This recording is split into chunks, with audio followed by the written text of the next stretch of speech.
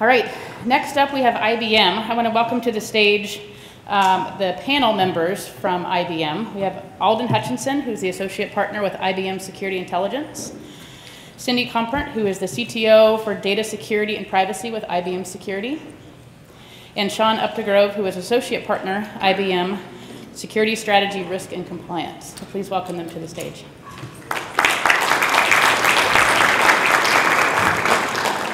Great. Well, good morning, everyone.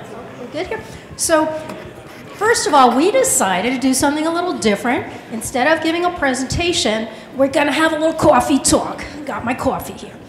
And what we're going to do is talk about experiences in building, managing, and running a SOC. So, tales from the field. You know, what are clients doing? What have we seen? And so, I'm Cindy Compert, and Sean and Alden, I'd like you to each introduce yourselves. We have a list of questions, and I think we'll have some very interesting perspectives here today. So, Sean. Good morning. My name is Sean Updegrove. I'm a new addition to the IBM team as of the beginning of this year. My previous experience spans 14 years in financial services and 11 years in healthcare. Most recently, I've been the CTO and CISO of a couple of different healthcare systems before moving over to IBM. Good morning. I'm Alden Hutchinson. I'm an associate partner in our security intelligence and operations consulting practice. So I've spent about the last 20 years helping clients build out their security operations capabilities. At one point, Sean was my client, and I helped him build out a security operations capability and help mature that for his organization. Great. So let's start with the first question.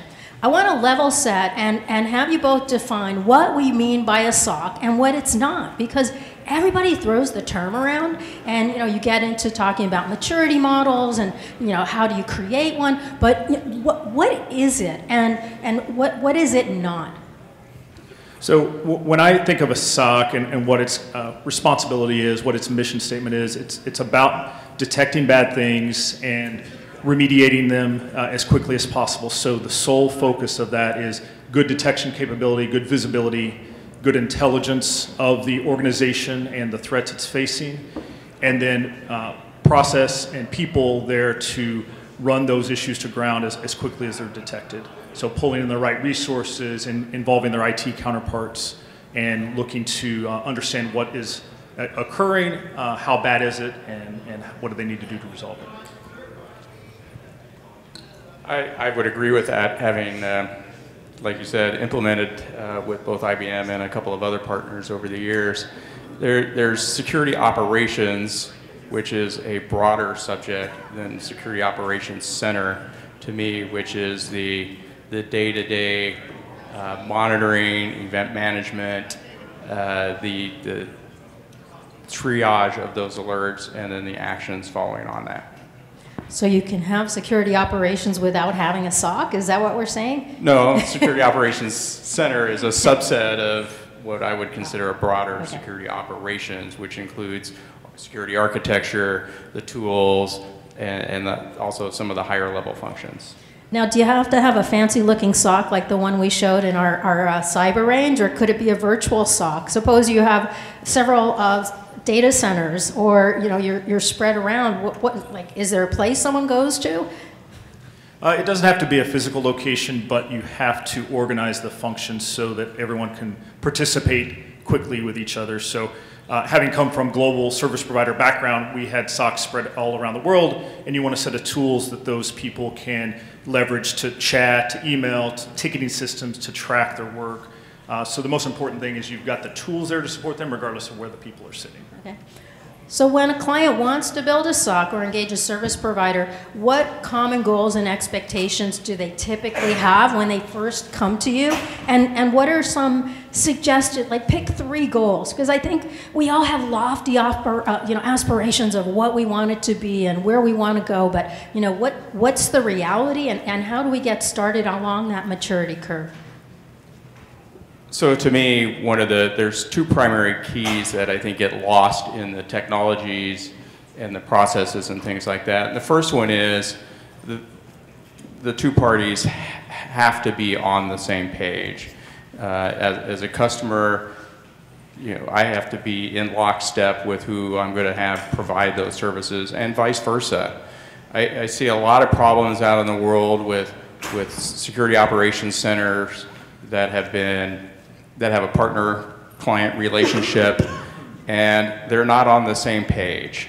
They haven't level set their expectations of each other, and that's absolutely a two-way street. So could you give us an example?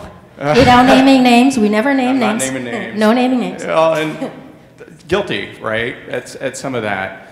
But where I see things go bad and where it's affected me is where the organization, the two organizations or whoever, or even within an organization, they have different expectations of who's doing what, when, and how. And that just leads to all sorts of aggravation at best and downright hostility at the worst. And you got to have that on the same page, and that means there's got to be a very tight partnership. And I've seen this even within a single organization. There's a security organization, and then there's everybody else, and they don't talk. And that's the worst case scenario ever you can have. So there has to be that culture in there to do that. And then the other thing is, a SOC isn't a fire and forget thing.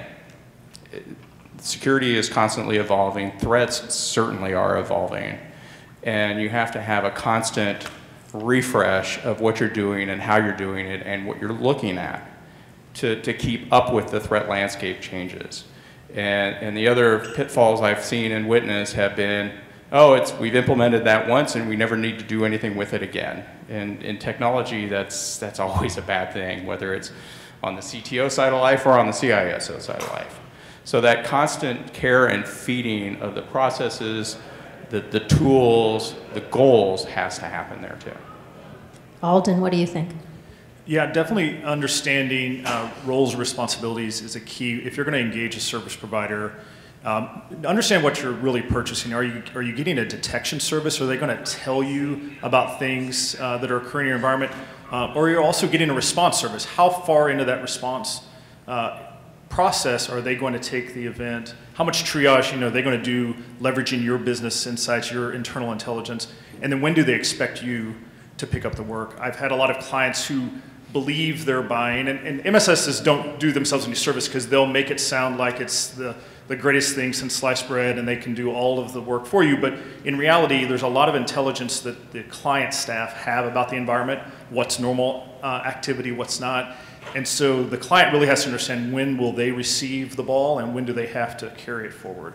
And that misunderstanding of expectations can really create a bad partnership from the get-go, because the SOC will start telling you about all kinds of things in your environment, or the MSS will do that. How quickly can you react to those things? How quickly can you mitigate them or research them to understand if it's normal behavior and start to close those things out? If you pile up a big debt of unresearched alerts, that just leaves everyone feeling frustrated. And so you really want to make sure you're going after real threats. So getting that intelligence back to the service provider about what's normal activity, what's not, and then understanding where the roles and responsibilities end. So this is really interesting to have a former client with the IBMer it was who always did Sean's the fault. work. It was not mine. And so, Sean, you were a client, and we must have done something right because now you're working for us. But, seriously, can you share with the audience, what was your SOC journey like? And, what was your vision? And then how did you evaluate vendors? And then how did you work with vendors on an ongoing basis? I understand you have some war stories to share. Yeah, over a lot of them. So one of the things I did like about the engagement with IBM was that there's a playbook there, right? And they've done that a lot. And as I was looking for a SOC partner, one of the things that had to be in the equation was allowing, and I'm going to steal somebody else's line, but it's really appropriate, you got to allow my security team to fight above their weight class, right? Because the dearth of good resources out there, how hard it is to staff teams, especially in any organization, you're never going to have enough money, time, or people to totally staff that, to really be effective. So I wanted an organization and a partner out there that would give me a really good breadth of experience, breadth of intelligence, and I want to learn what other industries are doing, right? Especially on the healthcare side, you know, we joked a lot, right? We're behind the times in everything but medicine, and it's true to some extent.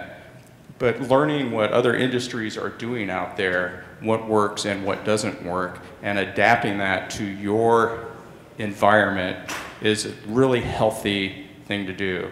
Don't go reinvent every wheel out there. Go steal a design, maybe adjust the size of that wheel, but use it. There's good industry, cross-industry knowledge out there. And that was key to picking a partner for us also in that respect. So what partnership didn't work and why? Well, I'll go back to my comment earlier of one of the, you know, if you're not failing, you're not learning type of thing. It was that lack of true upfront, really getting down and dirty on roles and responsibilities, right? And if you're not clear on that in the first, what happened and happens is somebody gets a surprise, a very unpleasant surprise, and then you start having very bad conversations, right? And it starts spoiling the whole partnership. And what I learned from that, and I drilled into myself, I drilled into my team, and I drilled into the partners that I chose, was when we get to a solution, I don't care what color your paycheck is. And my team's not going to care, and I don't want you to care. We're all in this together. And if we're not, I don't even want to start that process. But that's got to be the end goal, I think. All right, lightning round. What is the one word that you should be super careful about saying when you're in a SOC? What's the one word? Alden? Know when a breach is a breach. Be careful what you declare and what the legal ramifications of that are. So knowing when it's still an incident, when it's under investigation, and understanding how bad it is. So really ahead of time working closely with your legal team, your business leaders to understand when you're going to declare something a breach and then go through the disclosure process that you may be required to and other things. So B word, definitely be very careful about using that B word. Sean? Absolutely. I walked into a situation where 2 weeks before I started, there was a malware incident that was instantly released as a breach and alerted as a breach, and as it turns out, it wasn't.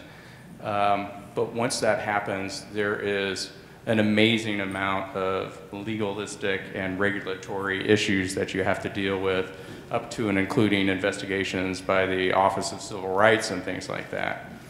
And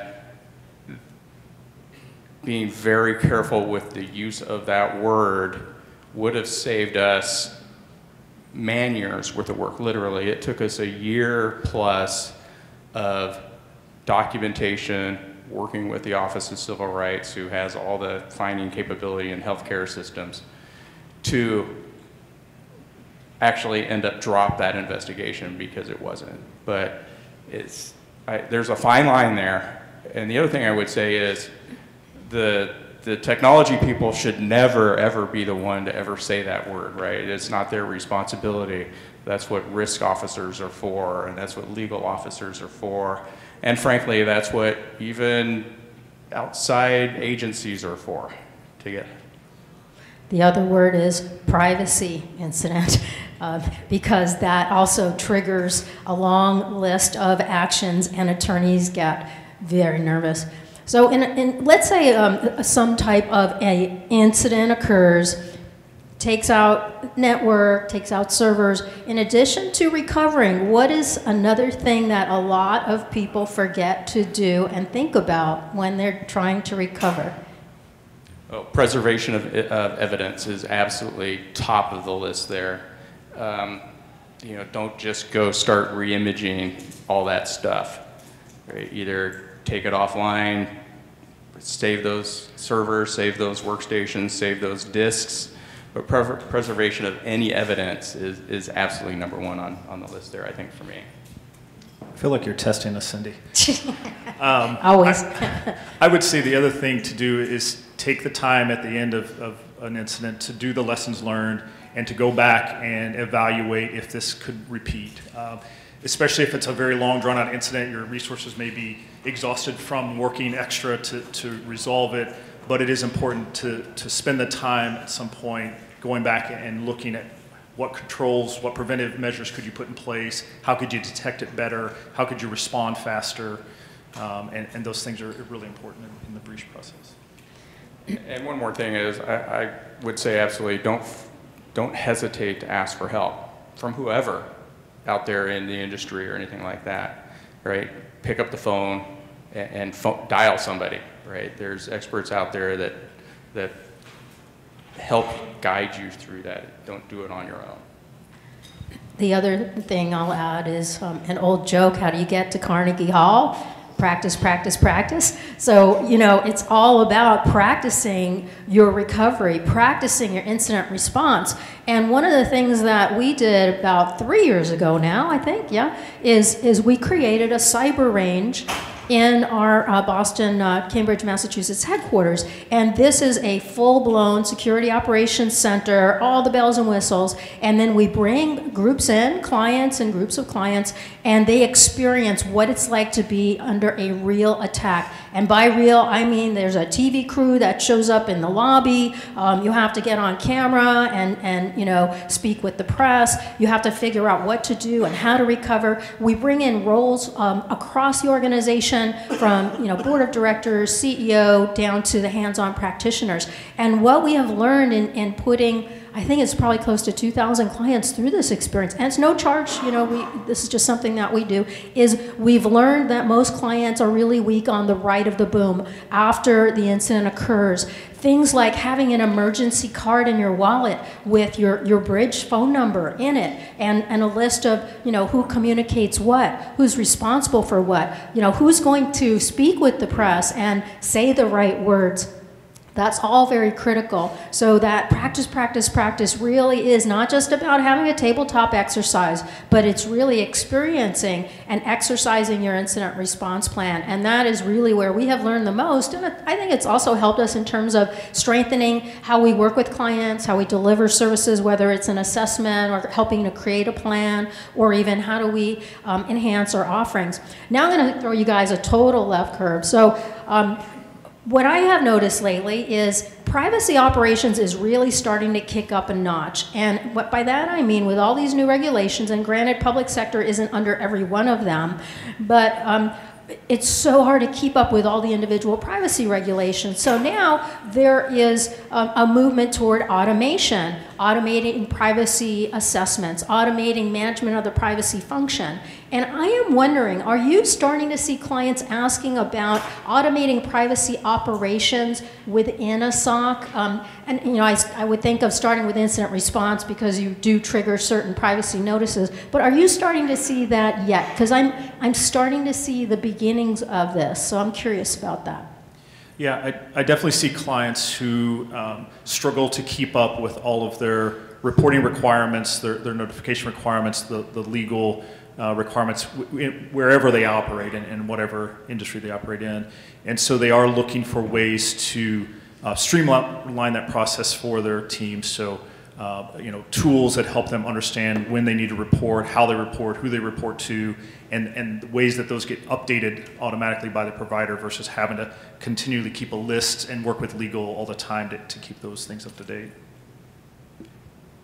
Yeah, I think that's also one of those required things to allow you to fight above your weight class there, right? We had a saying back in financial services was, if you do something twice, more than twice, it better be automated. You know, reporting is a constant thing. You know, audits are a constant thing, no matter where you're at. And to me, spending time on automation is really close to the top of the list. You know, you're gonna invest some time and effort and money in that to begin with, but that has a long-term return on investment for how your people are working. You know, if you're having somebody just run compliance reports all the time, is that really a good use of time compared to some of the other things they can be doing for you? So Alden, I'm going to send this one your way. Knowing we never have enough skilled practitioners, what are clients doing to get better productivity out of the people they do have? You know, so we talked about automation. You know, what else are you seeing? Yeah, you know, definitely a tool to orchestrate that threat management lifecycle is important. There's so much that goes into gathering data to determine if a incident is real or not and how bad is it. So the more you can alleviate that from the few people you have and get them the data so they can make a decision within minutes versus hours of collection and investigation, that's going to pay off a lot. And then also machine learning and AI is really, you know, I've seen it in its infancy over the last year, but it's starting to crawl and walk now, where it's giving intelligence and insight to the analysts that they couldn't keep up with on their own. So emerging threats, how they work in the environment, what to do to mitigate them, having that at their fingertips through AI and machine learning tools really speeds up that process and allows entry-level people to operate at a much higher level. So the resources are scarce. You may not be able to find that senior level analyst. So what can you do to make those junior level analysts, you know, more intelligent, more quick to decisions? Those tools are really helping. Yeah, okay. So, so speaking of machine learning, this is a topic that is near and dear to me. A lot of people do not understand the difference between log analytics, machine learning, and the various types of AI. So I'm gonna kick it off. So I think in this day and age, any vendor that doesn't have AI in their marketing literature, you know, probably no one's going to pay attention. But frankly, when you have to ask the questions of, you know, what kind of AI you do. So are you just doing, you know, machine learning, looking for patterns and logs and correlations? Okay, that's, you know, that's kind of table stakes. But what about combing unstructured data to look for conclusions, to do reasoning, to, you know, look at a signature of a file and then understand, am I affected? Not only am I affected, but what do I do about it next? What have I done about this type of alert in the past? And what am I being advised to do now differently? And to me, that's really the exciting part of AI. You know, what we talk about with Watson is about understanding, reasoning, and learning. And I think that's really where I see the evolution of AI going. Maybe you can comment on what you've been seeing working with clients in that area. Yeah, I think you're absolutely right. You know, it's a combination of those tools that really need to be in place for your analysts to do their work. We really see the AI capability bringing in all of this disparate threat intelligence research that is typically in written form versus API, you know, threat feed type of data. That research really helps the analyst drive the response. So understanding how the threat works and being able to drive their IT partners to remediate for those things. Those threats evolve so quickly, there's not time for an individual to do their job and also understand that research. So that's where we really see AI enabling that analysis and reasoning and helping the analysts perform at a much higher level. So acting as a force multiplier and speeding up that time, like having an armchair level 3 analyst to help and advise. All right, so now this is a fun one. How can a data lake help or hurt you when designing a SOC, and what benefits have you seen organizations get from this approach? So there's two schools of thought, and so a little bit of self-disclosure. I have many years of analytics experience, and we were doing data lakes, 10, 15 years ago, and what I'm observing is a lot of the roadblocks and challenges that we were running into in analytics and other data subject areas years ago are really what I'm seeing in security. So, what are your thoughts on a data lake and how that fits into a SOC strategy? I think it's a powerful tool if you've matured enough to leverage it. It shouldn't be your first investment point if you don't have the skill set to go do threat hunting, to really do threat analytics, to take new emerging threat data and go research back to see if you've been affected by it. It's a buzzword that a lot of security teams are talking about, but are you really prepared to leverage the tool? So many clients keep buying more and more tools instead of worrying about the people and process side of that equation. And so if you're not ready for it, and if you don't have the skill set, then it's probably something that's you shouldn't look at spending money on. Yeah, I would agree, and I think it has its place in a couple of areas. One is a curated data lake, so you're purchasing a data lake framework from a vendor who has curated how the content goes in, how the data sources are correlated, because the hardest thing about a data lake is figuring out how to match everything, and data formats. It could be as simple as a username. How do you correlate those? Well, a data lake doesn't magically do it for you. That's what curation's all about. So there are vendors out there, and certainly we have some solutions to help that can offload reporting, put the data in a data lake, and then have that ability to do the deep analytics. But it is not for the faint of heart if you're building it yourself. And even Gartner said 99% of security data lake projects will fail. And certainly, I have seen that. I try to advise clients to step carefully, but I think it has tremendous benefit, but at the same time, not for the faint of heart. So, all right, so we've got about 7 minutes left. All right, next one. So Sean, this one's for you. How do you hire people and retain them, and what advice would you give? How do you keep them? Once you train them? That's hard, especially in the security area. But it's cliche maybe, but I truly believe it. One is you gotta have some fun too, right? It can't just be all work, no play. Right? If you have an environment that is challenging, that is open, that is moving, that makes it a lot easier to keep talent and retain talent. There's always training. You have to give them challenges. You keep feeding them new things. You can't. Stagnant organizations are the hardest to do that. There are so many theory books out there on how to get and maintain and get talent, right? But it's really an individual thing from a leadership point of view, but also from team dynamics. Right? You want to hire smart people, but you also have to have people that are going to fit together. Okay? And you don't want a bunch of Legos that are all the same shape and size either. You have to have different personalities and things like that.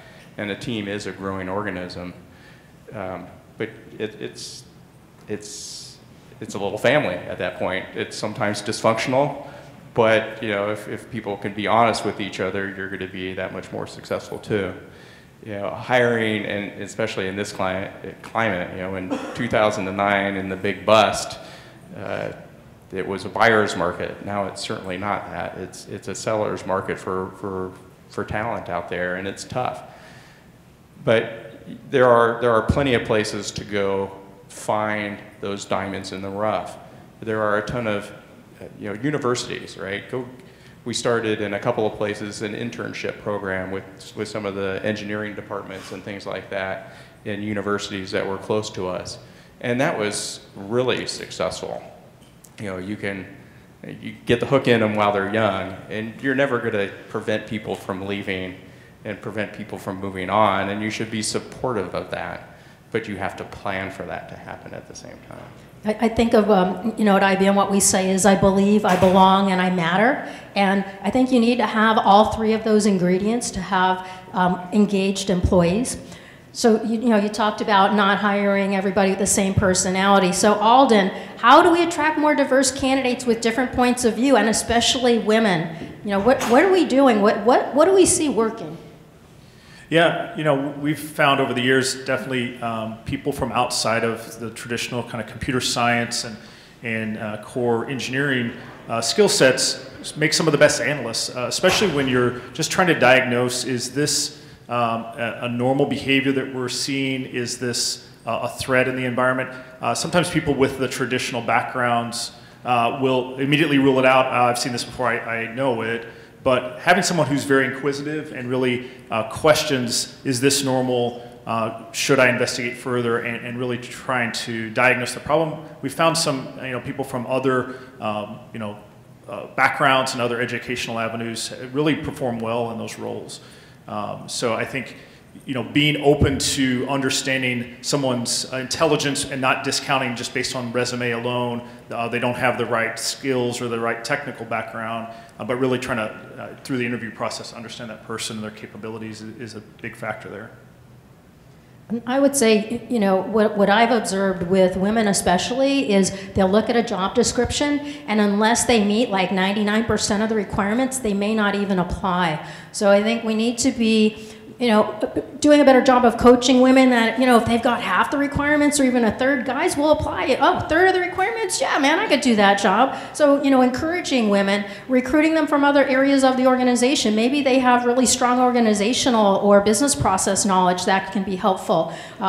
You know, and I think teenagers who are really good with video games are very inquisitive, and you know, maybe we need to be doing a better job of educating them on the options. I know I have friends whose kids are, you know, looking at computer science. They don't even understand what cybersecurity is or does. So I think, you know, as professionals, we need to do a much better job of outreach to show that it's fun, it's interesting, you're always learning, it's engaging, and you know, it's a very rewarding career.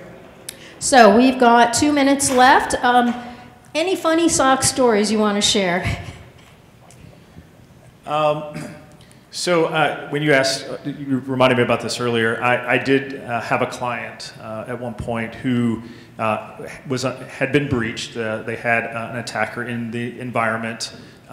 They were having their IT, they didn't really have a security team. They had their IT team involved in handling the issue. They didn't recognize that they had actually been breached, and they kept having hard drives fill up. The attacker was actually dumping data to the hard drive to prepare it to send it out. And the IT team kept adding more hard drive space. The hard drives kept filling up. They would react to the alarm.